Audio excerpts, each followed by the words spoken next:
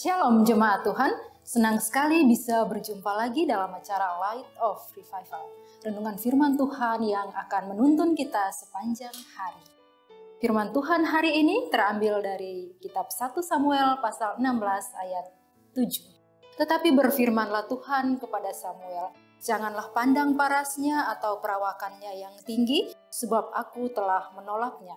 Bukan yang dilihat manusia, yang dilihat Allah. Manusia melihat apa yang di depan mata, tetapi Tuhan melihat hati. Tuhan melihat hati. Saudara-saudara yang dikasihi Tuhan, sebagai makhluk sosial, kita hidup berelasi dan berdampingan dengan sesama kita. Adalah wajar bila perkataan yang keluar dari mulut kita, tingkah laku kita, bahkan apa yang kita pakai menjadi sorotan orang lain. Hal ini sering menjadi dorongan tersendiri untuk kita bisa tampil memberi diri yang terbaik agar penilaian yang kita terima juga baik. Sayangnya banyak orang menjadi salah fokus. Penilaian orang lain justru yang diutamakan. Kita berusaha tampil sebaik mungkin hanya untuk menjadi pujian orang. Tidak jarang apa kata orang menjadi fokus perhatian dan kita mengabaikan apa yang menjadi fokus penilaian Tuhan terhadap kita.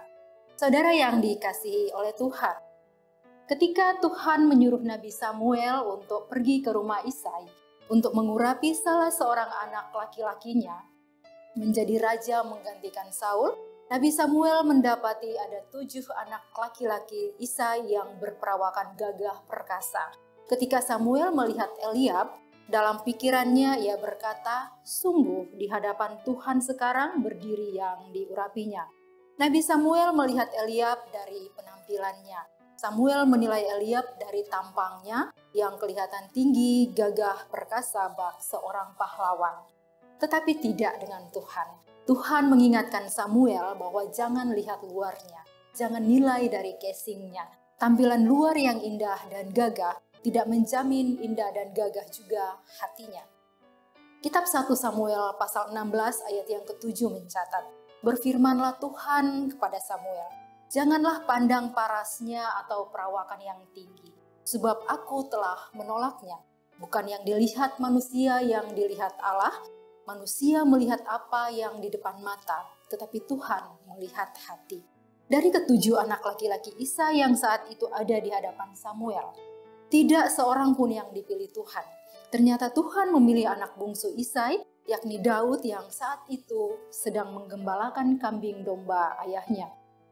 Ia dipanggil dan Samuel mengurapinya menjadi raja untuk menggantikan Saul. Ya, Tuhan mengenal Daud dan Tuhan tahu bahwa Daud dapat dipercayakan tanggung jawab besar. Mengemban tugas sebagai seorang raja yang akan memimpin bangsa Israel. Sekalipun saat itu Daud adalah yang terkecil di antara semuanya. Saudara-saudara yang dikasihi Tuhan, kisah Samuel dan pemilihan Daud ini mengingatkan kita betapa pentingnya sikap hati kita di hadapan Tuhan. Bukan berarti tampilan itu tidak penting, tetapi bukan itu yang menjadi fokus penilaian Tuhan. Lantas apa yang seharusnya kita lakukan untuk menjaga hati kita tetap benar? Yang pertama, periksa motivasi kita ketika kita melakukan sesuatu hal. Bicara motivasi, bicara tentang hati. Motivasi bisa jahat yang diselubungi dengan senyum yang manis di wajah, bagai serigala berbulu domba. Tetapi motivasi yang benar menggerakkan seseorang untuk bertindak dengan benar juga. Minta Allah Roh Kudus untuk menolong kita agar motivasi kita selalu dimurnikan olehnya. Poin yang kedua, jangan menilai orang lain dengan menjadikan diri sendiri sebagai patokan. Mari berpikir positif. Ingatlah bahwa kita sendiri manusia terbatas dan kita sama-sama punya penilai yang agung, yaitu Tuhan Yesus yang berhak menilai hati kita masing-masing. Tuhan menilai mengapa kita melakukan sesuatu ketimbang apa yang kita lakukan. Amin. Mari kita berdoa.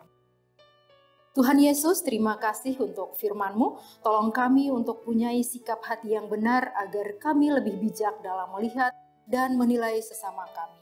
Di dalam nama Tuhan Yesus kami berdoa. Amin. Selamat menjalani hari ini dalam kasih dan anugerah Tuhan. Biarlah firman Tuhan menjadi pelita dan terang untuk menjalani hari ini. Tuhan Yesus memberkati. Shalom.